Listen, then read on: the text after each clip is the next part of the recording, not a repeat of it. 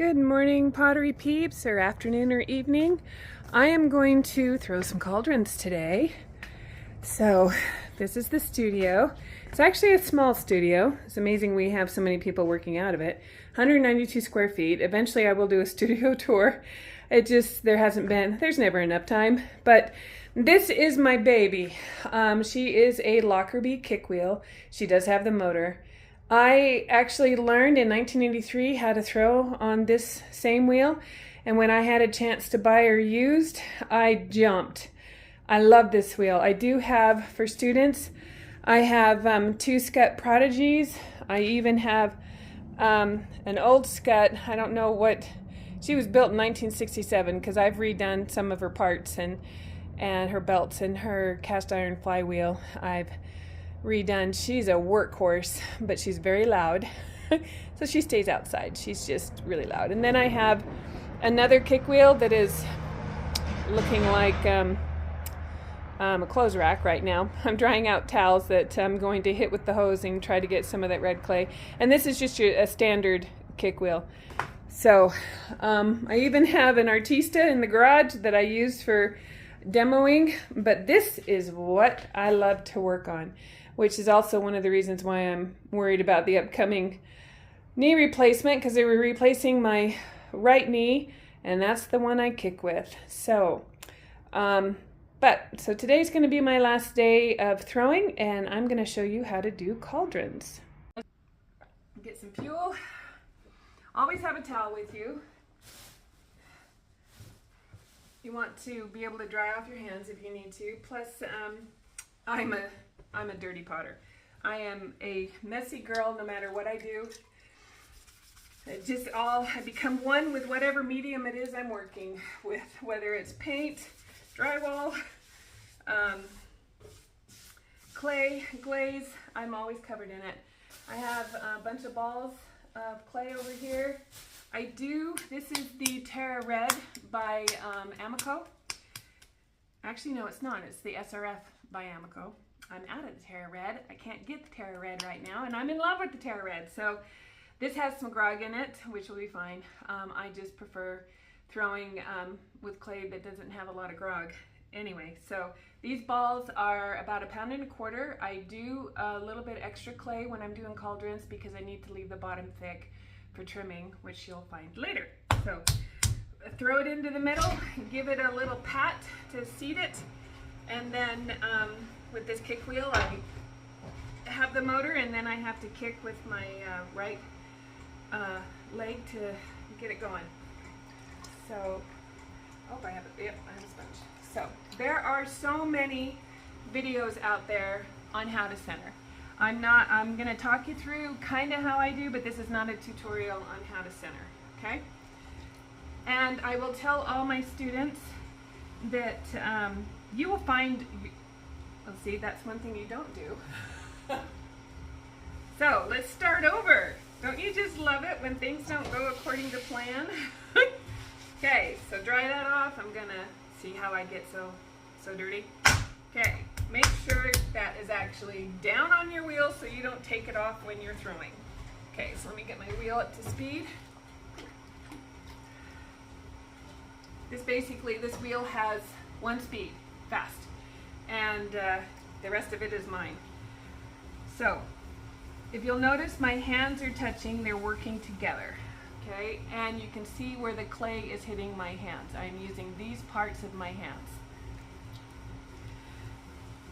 For beginners out there, when you start throwing, it's going to feel extremely foreign. My best tip to you is throw with T-Rex arms. Get those knees planted into your hips, and you're just doing this, okay? But like I said, I'm not going to spend too much time on showing you how to throw, not in this video. If you guys want a tutorial on how I throw, I will do one later. But I'm basically centered right there, maybe a little wobble. I would actually normally just go ahead and throw with that, but cone up, cone down, hold it, make sure it's centered, and then I go ahead, I open it up with my 2 thumbs with my hands on the side. Now remember, this is a cauldron. I want to leave clay down at the bottom. It's a good idea to check your bottom because I routinely throw thin bottoms, and that's actually probably a little thinner than I want. I learned how to throw early on by having my pots be as finished on the wheel as they can be. So a lot of wet trimming, a lot of thin bottoms. So it's hard actually for me to throw a thicker bottom.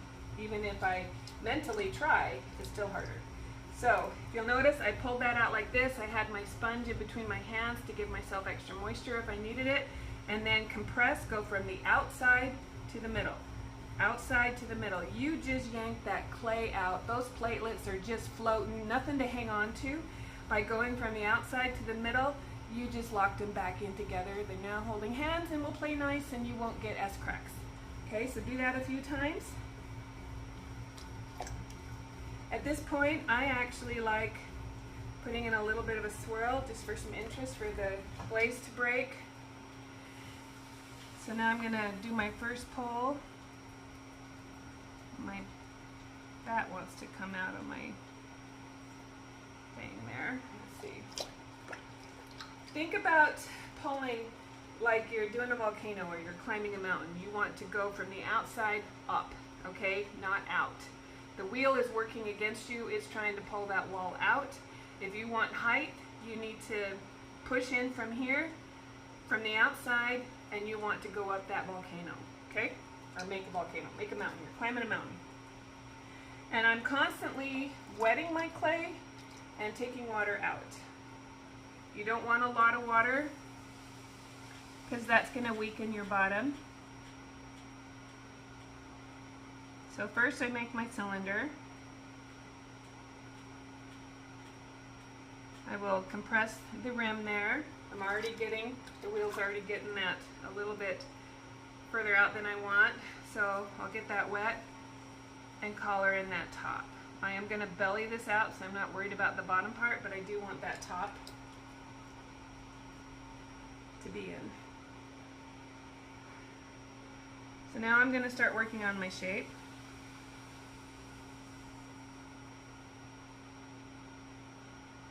So I'm just trying to do a shape of a cauldron.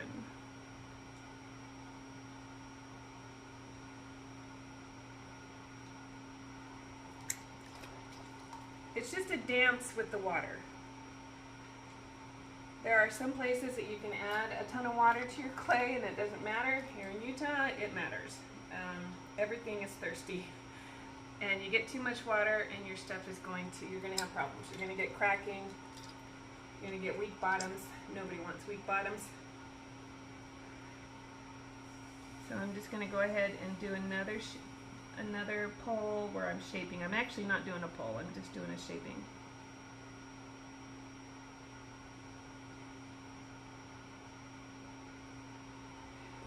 And I'm going to come in here and I'm going to take off the excess clay there. Cauldrons are kind of like rounded like a balloon or something like that.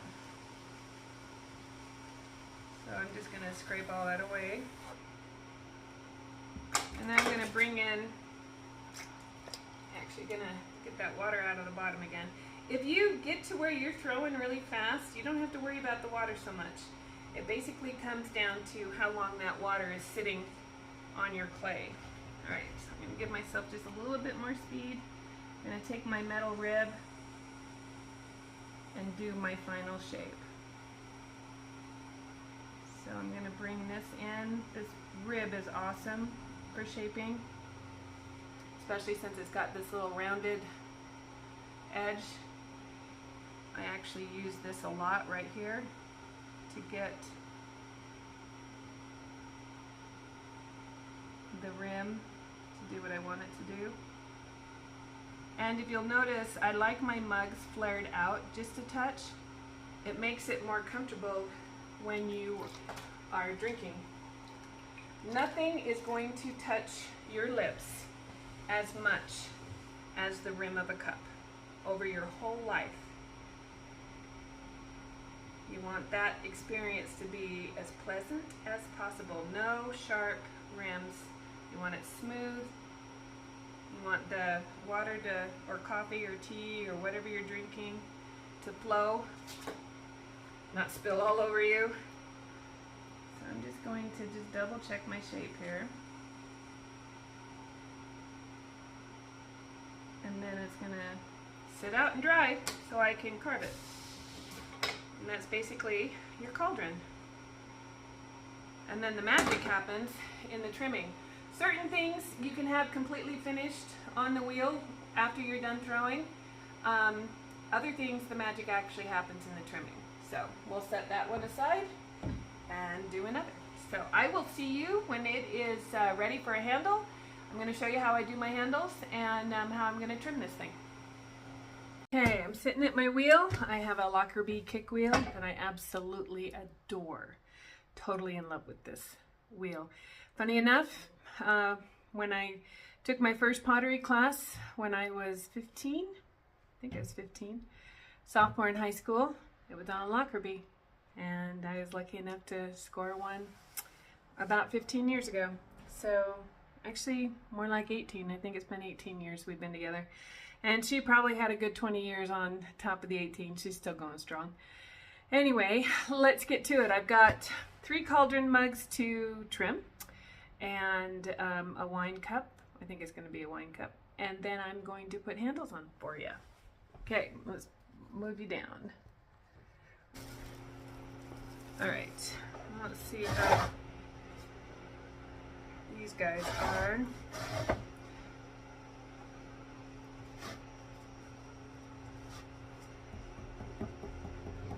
So this one is going to be a cauldron, so it has to be trimmed a certain way because I'm actually going to cut feet into it. So I'm going to take this down,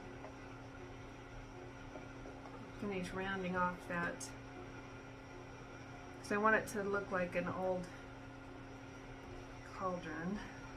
So we'll take some of this clay out.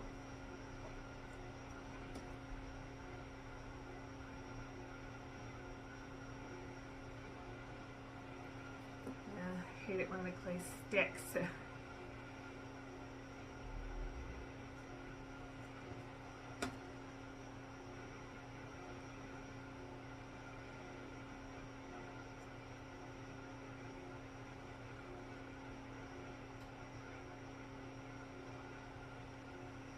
Alright, tap in the center. Start getting a more hollow sound. You're getting too thin. And if you're scared that you're going to go through a pot, just know that you will.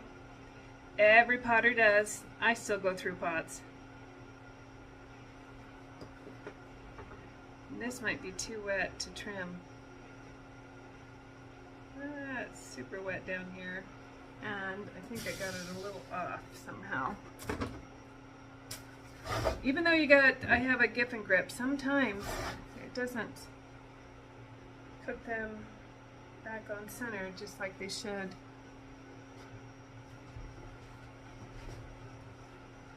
Well, that probably looks the same. So I'm just going to cut away the middle here and tapping.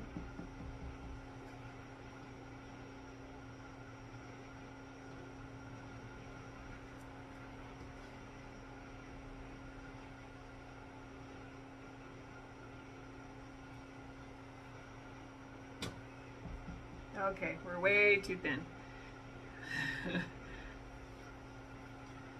So now I need to make my feet.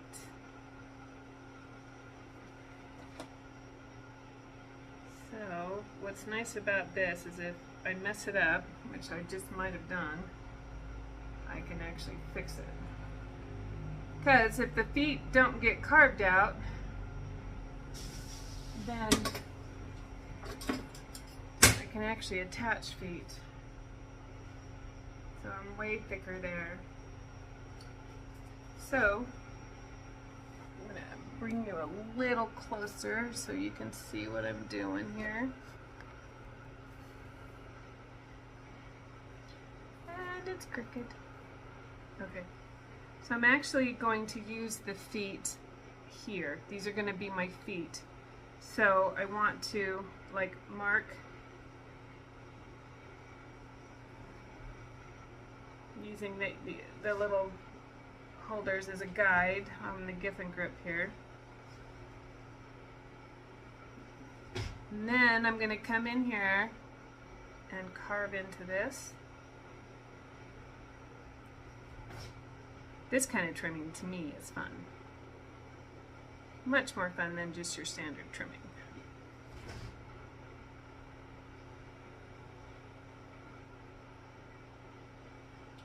Okay.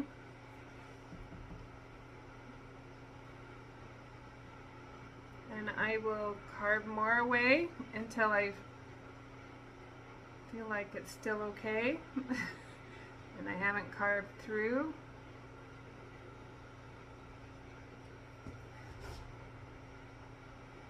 Kind of hold your breath every time you stick the knife in there.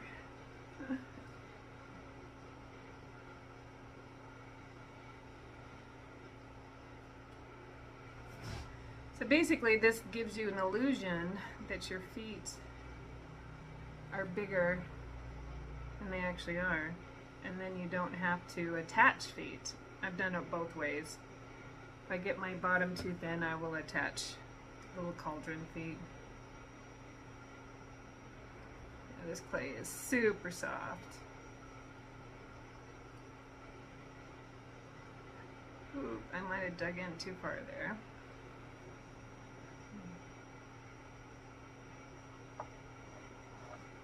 So now I want to, everything that I've taken away, I want to make it look like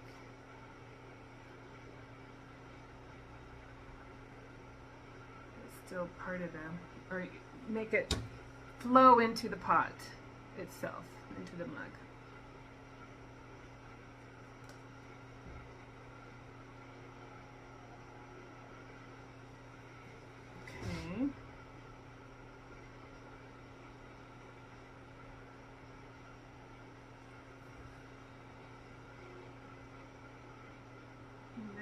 Just clean it up with the sponge.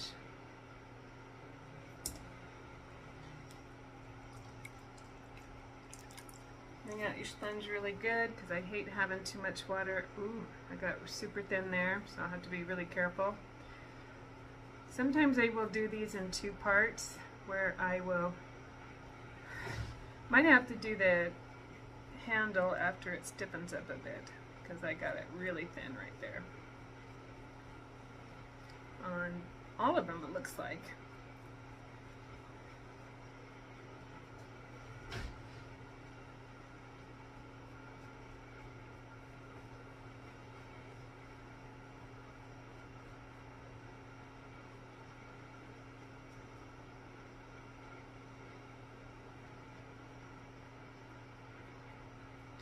But one thing I can do is I can see where I've gone way too, but I can also just carefully push it in from the outside. I'm actually probably going to put a little bit of clay back right there. Because I have a feeling go to fire and I'm going to crack right there.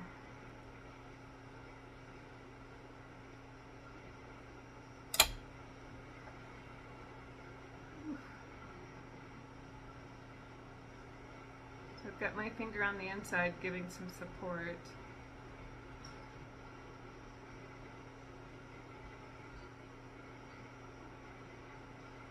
So this one just had surgery. We just bundled it all up. So I'm just going to set it aside, let it do its thing, heal up, and I'll come back to it. Okay, I have all my trimming done and I'm ready to do the handles. These are the tools that I need for handles. Bill Van Gilder has a great video and is where I got an idea on how I do some, most of my handles. I don't do them exactly like his. I've morphed it into doing my own type. But I actually bought this dowel from him too. He sells the tools to do it. So he has a great video on handles and rims and so forth. So you might want to check his out. But these are the tools that I use for every mug that I put a handle on. Knife, brush, little finger tool that I'm never without, a pot for rounding, and then my maker stamps. So I did these handles. I pulled these yesterday. They've been under plastic. So what I do first, let me get some of this off of here. And I learned in college actually to work at my wheel. So I do a lot actually at my wheel, especially with my knees all messed up. So I'll take this handle and I will go ahead and push it down. I'll cut off a good portion of that extra clay, and then I am going to push it down like this, okay? And then I tend to round that part off. Let me grab one of my mugs under here. Let's grab this guy. So I want to make sure when I'm putting a mug on or a handle on a mug, I like 3-finger.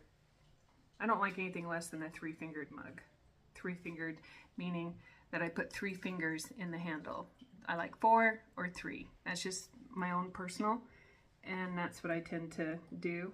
So I want to make sure that that handle is long enough to where I can do that.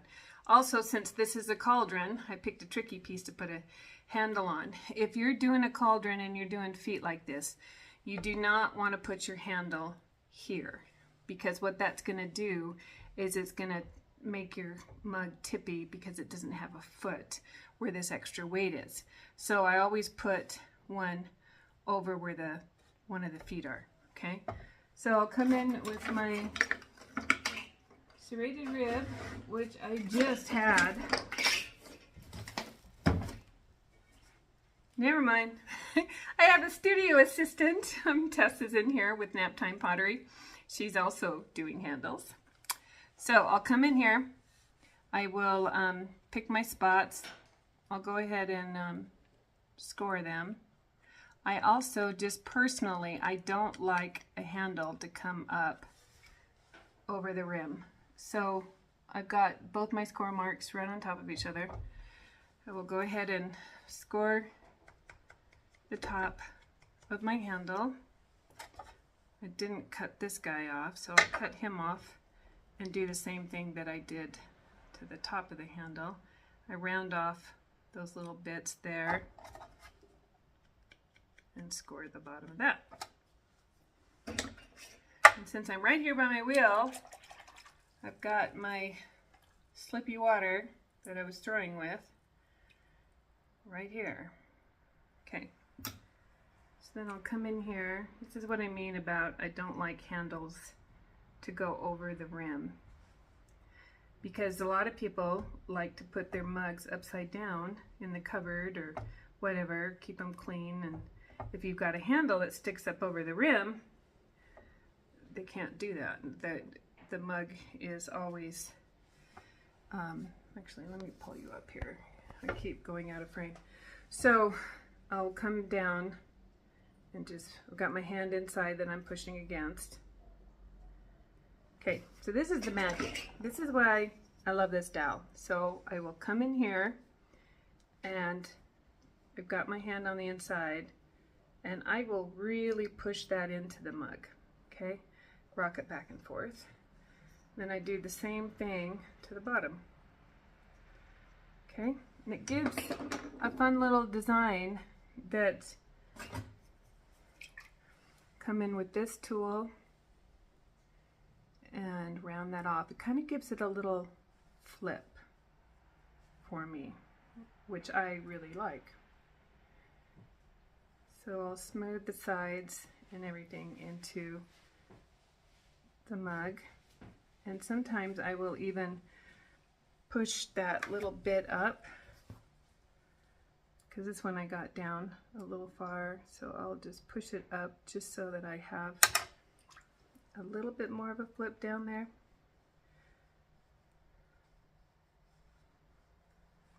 And then I will smooth that all down.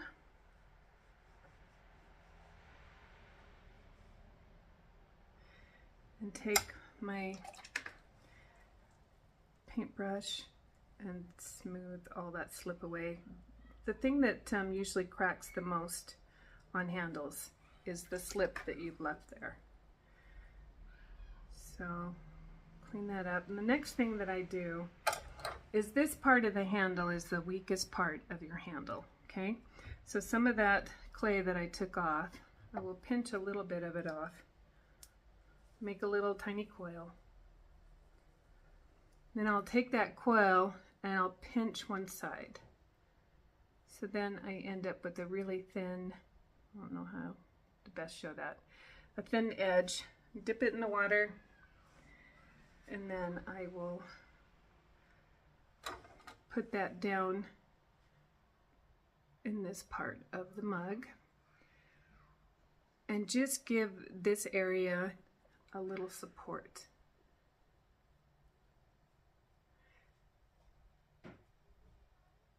Because I've got more, I don't have a lot of clay that's connecting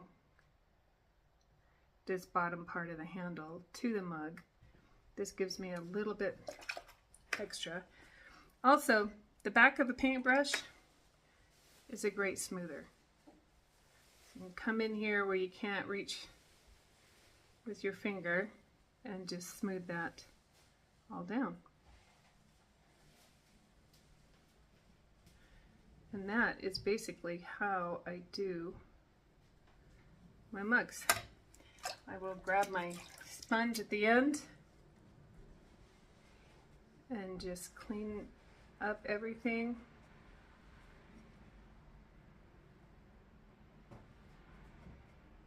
And then I will double check that I don't have any rough spots on my handle, like from pulling or anything. I'll just give that a little bit of a smooth smoothen out. I also will double check that my handle is straight up and down from each other. And if you can probably already tell that I've already morphed my cup. This is actually, I threw this pretty thin. So I'll double check that I've got my handle where I want it and I've got the shape where I want it. And then the last thing I do is I bring this back in and round that sucker out. And I do the next one. Actually, here's one other thing I usually do, and that is to put my maker's mark on here. Okay, now it's done. A little cauldron mug with a little attitude. Handle has a little attitude when it flips up, I think. I just really like the way they look. Okay. Okay, I'm getting ready to finish the cauldrons now. So this is what I am attempting to do. I saw this tutorial. It was on a reel with Elan transfers, E-L-A-N, and they showed this technique, and I loved it. So I'm gonna do a skull, and then I'm gonna try a ghost. So what I've done is I've taken the transfer, cut all the way around it. Okay, so it's going to act as a resist. So let's go ahead and get started. So now it's just a matter of choosing which one I'm going to do. So I'm just going to put the ghosts, or the skulls, where I want them. Sometimes it's a good idea if you are doing things that are on a curve. When you're sewing, you kind of make slits so that they'll go around a curve. So if you do that, sometimes it makes it easier. So I'm actually going to get this down, and I'm just taking a sponge and going all the way around the transfer, making sure it's down. I do have some moisture in the clay still. It is leather hard. I want to put the big guy here. So let me just give him a few slits. See if that helps. I'm going to go ahead and put you on hyper speed so that this doesn't bore you to tears. It takes a while. It's fiddly, and anything fiddly takes time.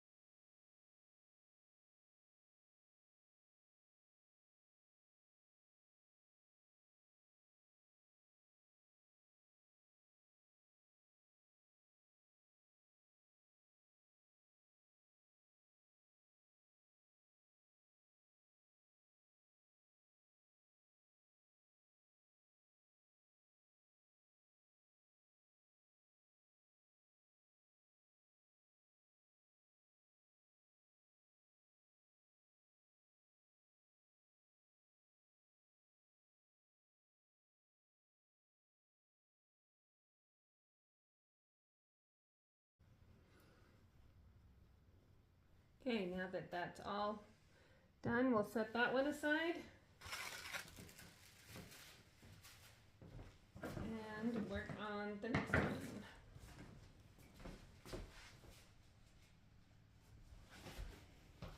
These are fun to do if you have time to do them. I'm out of time. So, I'm not quite sure what I'm going to do with these guys. Make sure your hands are dry, otherwise they will stick. So I'm going to do the same thing with the ghosts. But with the ghosts, I just cut out the tops. I kind of want them to look like they're holding hands. So make sure with these guys that you got them go in the right direction. There's a little bit of texture. Actually, he's not going to work. This one might.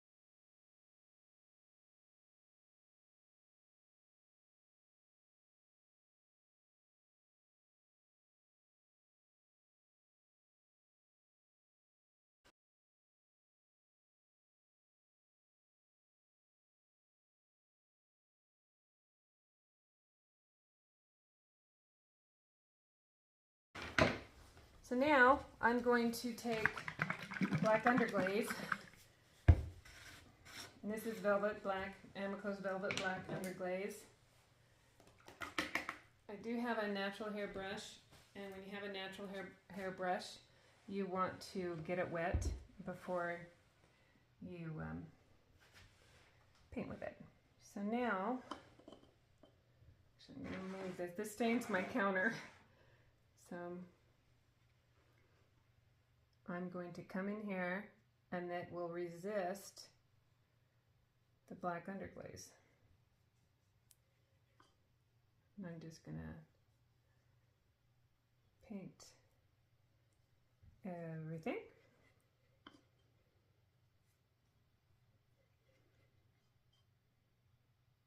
I love the color of this black underglaze when it's fired.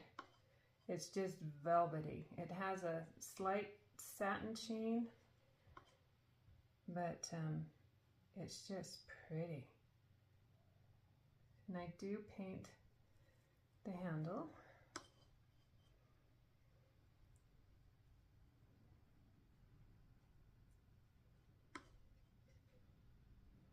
You do want this to be leather hard because the underglaze, the moisture in the underglaze is going to soften this a little bit. And then it's up to how far I want to go down this handle. If I want to actually cover the whole handle or if I just want to hit some parts of it. I usually only do one coat. This underglaze is actually quite, the pigment in it is strong. So if I wanted to paint the handle, now I got to be careful. I'm not good at being careful.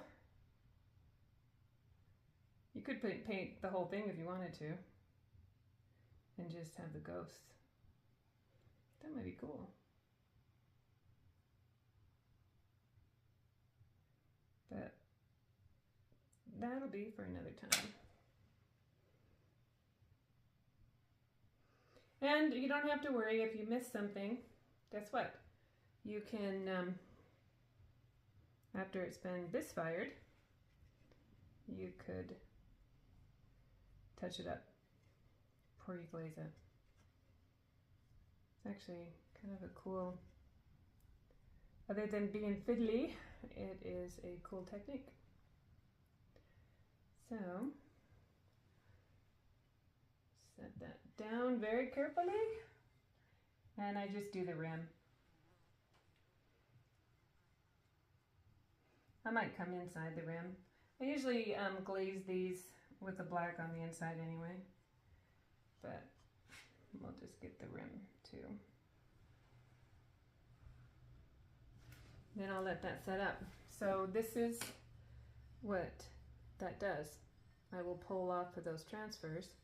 And this was glazed with pitch black on the inside, and then I dipped just the rim in the coastal blue. So now, gotta be careful of where I move this. So now I'm gonna do the exact same thing with the ghosts.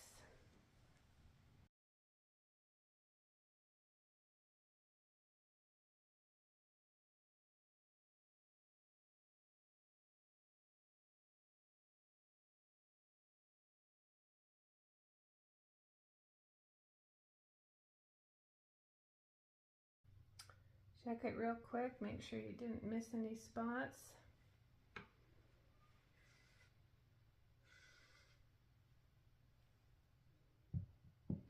Set it down very carefully. You just added a bunch of moisture to this guy, and so it will soften him up. So definitely be more careful of the rim.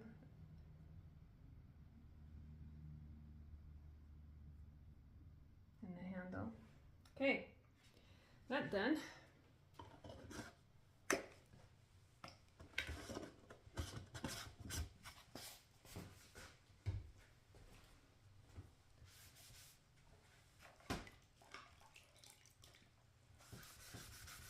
Clean the black off my table.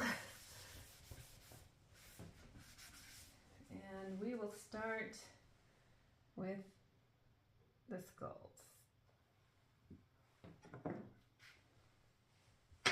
Actually, going to, the last skull I did was the bottom, so I think I'm gonna just dampen him a little bit. And where did I start? So I'll take the needle tool and lift up that transfer and just take it off. I prefer doing transfers on bisqueware because I don't have to be so careful.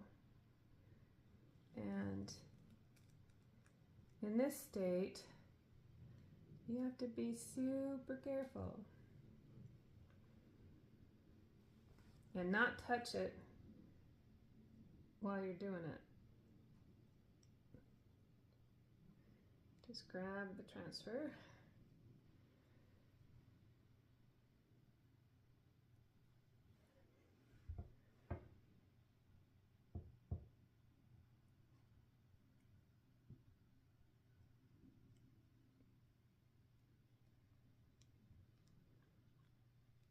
I just love how that does that. You don't have to be careful. I mean, you have to be careful with the piece and touching it and so forth, but when it comes to painting, you always, if you're doing something like adding different colors and stuff like this, you always have to be so careful. It's stressful. And this, I mean, it takes some time to cut out the transfers, but makes this design really easy to do. I mean, you could sit in front of the TV and cut transfers.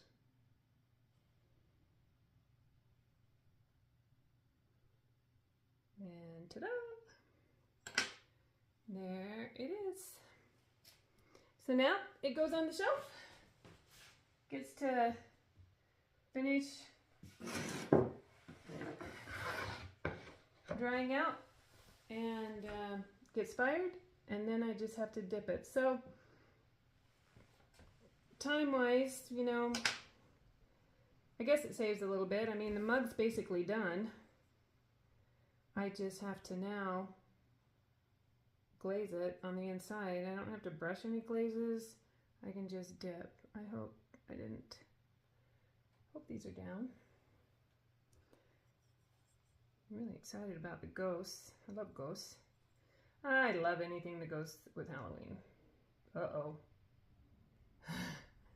Dang it. So, you get to see the mistake in the making. This one was put on the reverse. So, I got no ghosts. The ghosts are kind of tough. So, hopefully I can fix this. I don't know. Maybe I'm going to have... Oh, crap. Well, I did it to more than one ghost. Shoot. I did it to a bunch of ghosts.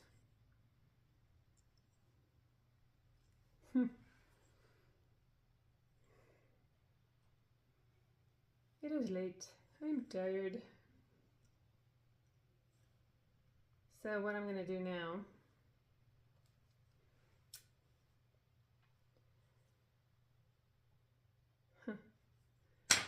Well,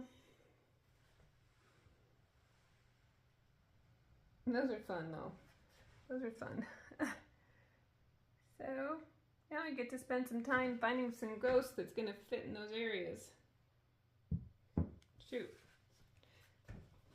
Alright, I'll pick you back up if I figure it out. Okay, so I think I figured out what to do. I cut out some other ghosts. I really hope this is on the right side. I'm actually going to lower them just a touch so I can see the clay, and then press them down.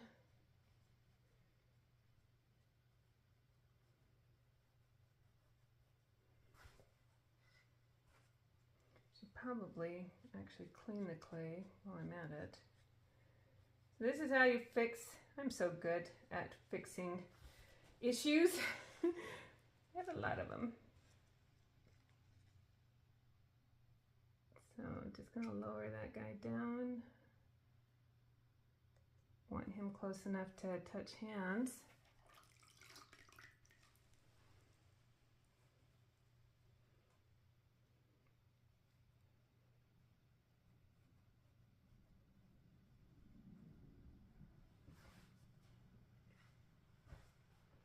And then let's give this guy a try.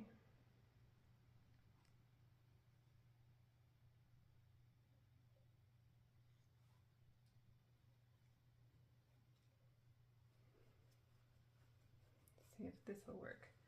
These guys aren't quite touching. but I think it'll be okay. I'll have to be careful doing that. Now when I took off the bottom, it doesn't actually show up very well, so if you don't like it, you do that. And I found another boo. Thought I cut it out over here. Where is it? There it is. It actually is a bigger boo. So I kind of want to, so like when you pick up the mug and drink from it, if you're right-handed, the bottom of the mug says boo.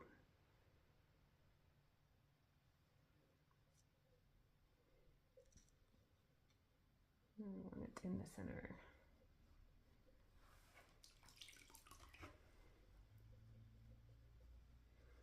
I'm going to go over these just one more time. Now, when I come back in and have to paint around these guys, I got to be super careful because I've already taken the transfers off of the others. So I don't want to get any black underglaze. And I put my brush in the water, so let me get that out. Get the black underglaze again.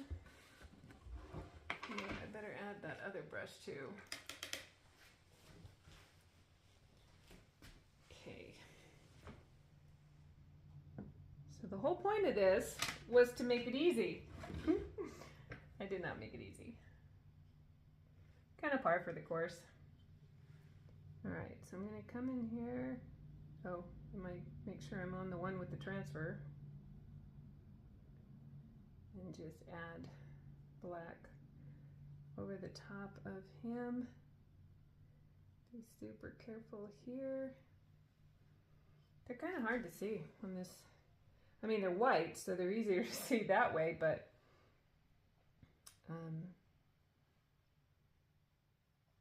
when you get them wet, trying to see where they start and stop is a little difficult. Dang it. Cool, that came right off the transfer. That was surprising, actually. I didn't think it would.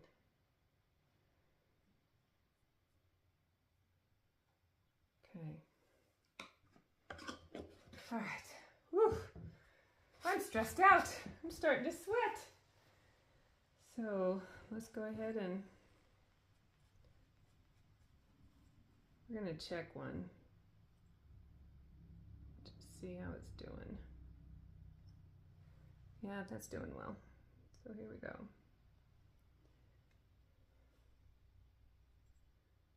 Take off the boo. That's a much better boo.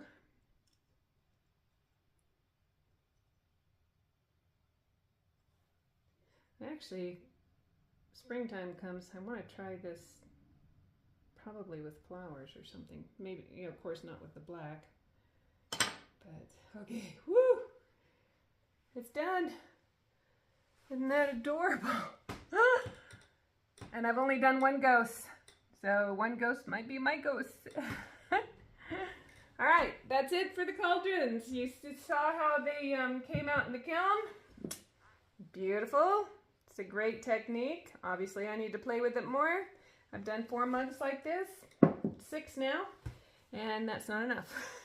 Hope you're having a great day. Like and subscribe. Leave a comment if you have a question, and we'll see you in the next one. Thanks.